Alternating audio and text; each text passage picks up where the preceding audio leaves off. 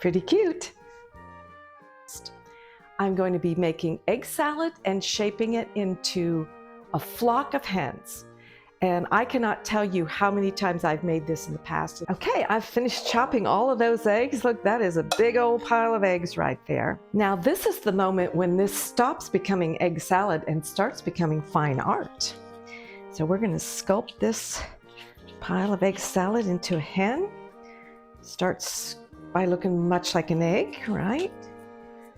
And then I'm going to raise up a head here. And give her a little beak.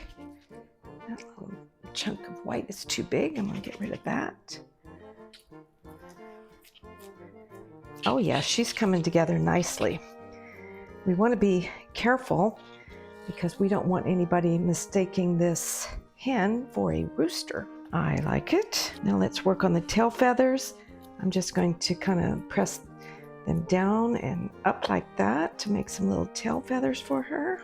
Oh yeah, she's looking spectacular. Make some little wings for her. Just a little bit of wings. Wow, it's already starting to look like a party dish. Well, that takes some of Grandma's manly strength to get those out of there. This is just a sweet bell pepper. This is not a hot pepper. It's just one of those little mini peppers. And we're going to make the comb and the wattle for this chicken. And according to the complete guide to telling a rooster from a hen, published by backyardchickens.com, you can tell a rooster from a hen by its comb, its wattle, and its tail feathers.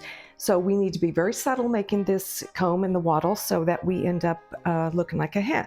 For the wattle, I'm going to take this upper part and I'm just going to cut it off like that. Okay, and then I'm going to take a long piece and then I'm just going to cut some little zigzags in this. I have a pair of pinking shears which would be perfect for this, but I use them for sewing and I don't use my sewing scissors for making chicken adornments. I'm going to just make a little groove right there so that I can insert that and put that in.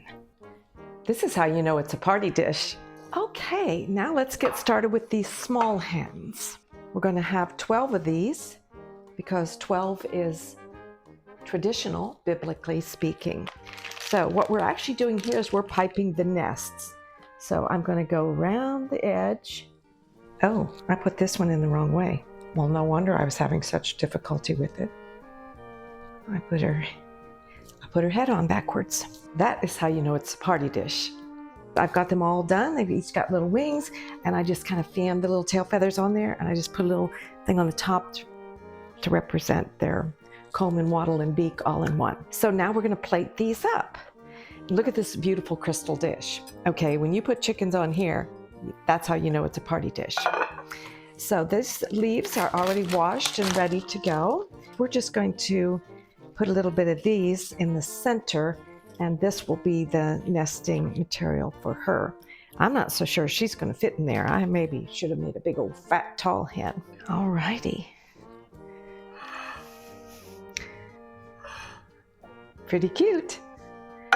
All right, let's place these little ones. Well, I would say that essentially the big hen and the small hens taste the same. It's just that the small hens have a little bit of a briny finish. If you are having a party and you want your guests to remember you, I would say that this is an incredible edible dish, and I would definitely serve this again.